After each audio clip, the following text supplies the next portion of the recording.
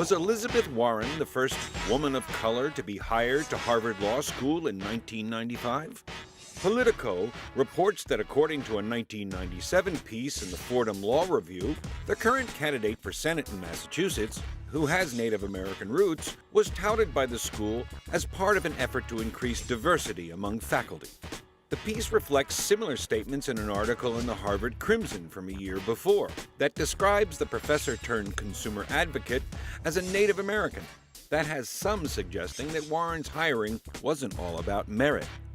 No fair-minded person I know doubts your sincerity when you say that I believe it's great-great or great, whatever it is, great-great-grandmother was a Native American. But based on what you've learned in the last couple of months in this endless back and forth, isn't it possible you were wrong about this? Actually, you have it wrong about what it is I believe. Let's start there. Tell us what we believe. Okay, my mom and dad were very much in love with each other, and they wanted to get married. And my father's parents said, absolutely not. You can't marry her because she's part Cherokee and she's part Delaware. And after fighting it as long as they could, my parents went off, they eloped. It was an issue in our family the whole time I grew up about these two families. It was an issue still raised at my mother's funeral.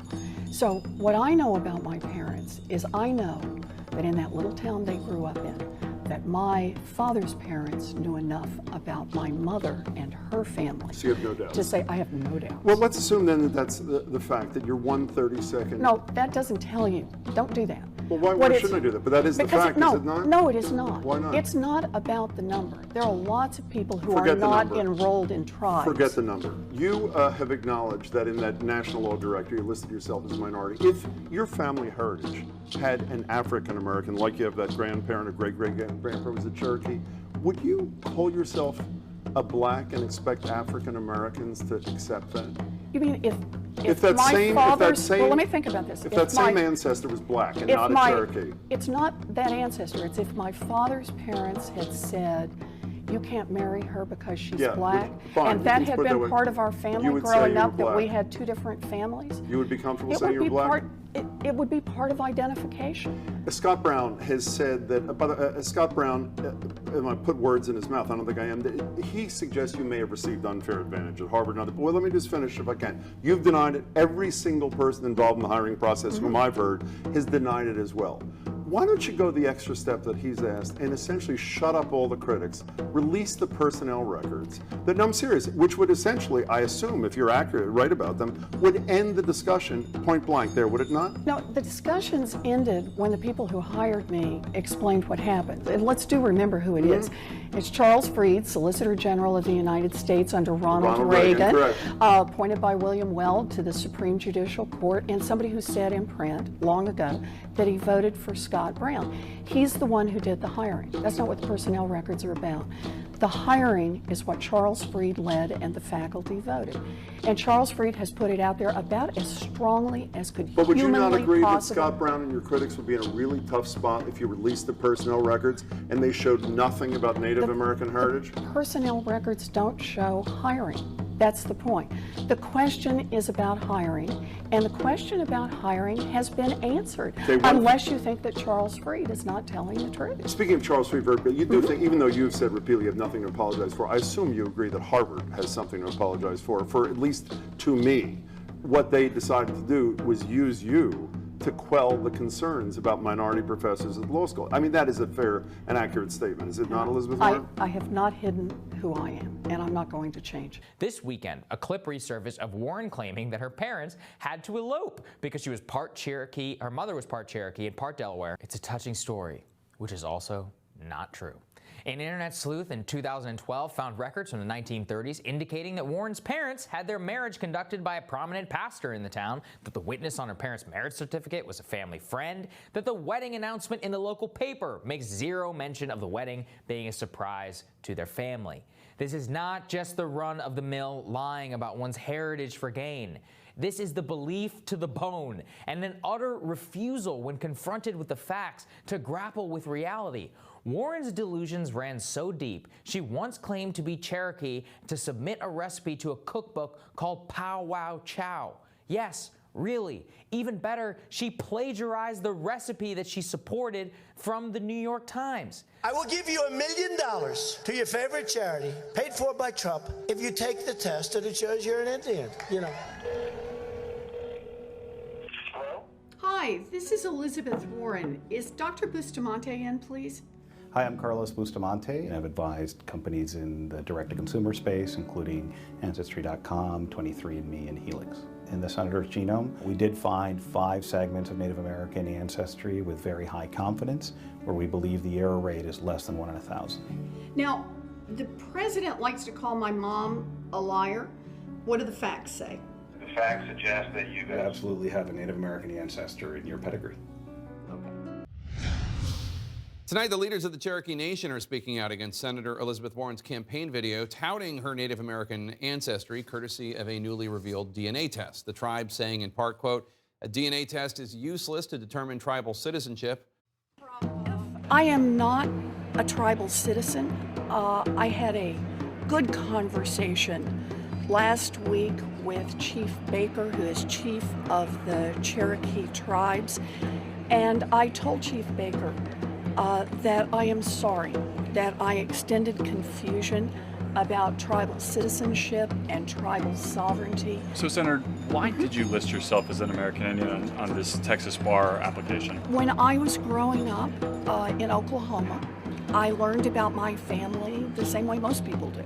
My brothers and I learned from our mom and our dad and our brothers and our sisters, and those were our family stories. But that said, there really is an important distinction of tribal citizenship. I am not a member of a tribe. Elizabeth Warren hasn't even officially announced that she's running yet for president, but she's already dealing with a revelation that could throw it in jeopardy. This document will show you. The Washington Post is reporting that Elizabeth Warren listed her race on the document as American Indian when registering for the Texas bar back in 1986. This wasn't checking a box, as you see there. This was her handwriting, in her own words, on that form. Just last week, Senator Warren apologized to Cherokee Nation for claiming Native American heritage in the past, and now she's being forced to explain and apologize again. Her spokeswoman saying this: as Senator Warren has said, she is not a citizen of any tribe, and only tribes determine tribal citizenship. She is sorry that she was not more mindful of this earlier in her career. As well. Yeah. So what, your family told you you were Native American? Yeah. Charlamagne tells me I'm Dominican, but I don't believe him. You are. How long did you hold on to that? Because there was some report that said you were Native American on your Texas bar license, and that you said you were Native American on some documents when you were a professor at Harvard. Like, why'd you do that? So it's what I believe. You know, that's, like I said, it's what I learned from my family. When did you find out you weren't? Well, you know, I'm not a person of color. I'm not a citizen of a tribe. And tribal citizenship is an important distinction, and not something I am. So, was there any benefits to that? No. Boston Globe did a full investigation. It never affected, nothing about my family ever affected any job I ever got. Mm-hmm. She didn't get a discount in college? No. You kind of like the original Rachel Dolezal a little bit. Rachel Dolezal was a white woman pretending to be black. No, this is what I learned from my family. Yeah. Yeah. Massachusetts Senator Elizabeth Warren has been caught making things up again about her past, this time by the enterprising Tommy Christopher over at Mediaite. Warren frequently makes reference on the campaign trail and in public to an alleged incident where she was dismissed as a teacher for being visibly pregnant. Let's take a listen. So my first teaching position was as a special needs teacher. There we go. I loved that job. But by the end of the first school year, I was quite visibly pregnant, and the principal didn't invite me back for the next school year. The problem, as with many things about Elizabeth Warren, is that is a version of events meant to tug at the heartstrings is not what she was saying back in 2007. During an interview with then For Conversations with History, Warren says she decided to abandon her calling as a teacher because she lacked the proper credentials to qualify for a permanent position. Listen in her own words. It was in a public school system, but I worked with the children with disabilities. And I did that for a year. And then that summer, I actually didn't have the education courses, so I was on an emergency certificate, it was called. And I went back to graduate school and took a couple of courses in education and said, I don't think this is going to work out for me. There it is, plain as day. Some of Warren's defenders said it wasn't technically a lie because pregnancy may still have been one of the reasons she was dismissed. It's hard to find credulity in that idea, however, given that she said very clearly she left of her own accord and wasn't pressured out. I still have a picture on my mantle at home, and it's a picture my mother had before that, a picture of my grandfather. And my Aunt Bee has walked by that picture at least 1,000 times, remarked that her father, my papa, had high cheekbones like all of the Indians do, because that's how she saw it. And she said, and your mother got those same great cheekbones, and I didn't. She thought this was the bad deal she had gotten in life. Being Native American has been part of my story, I guess, since the day I was born.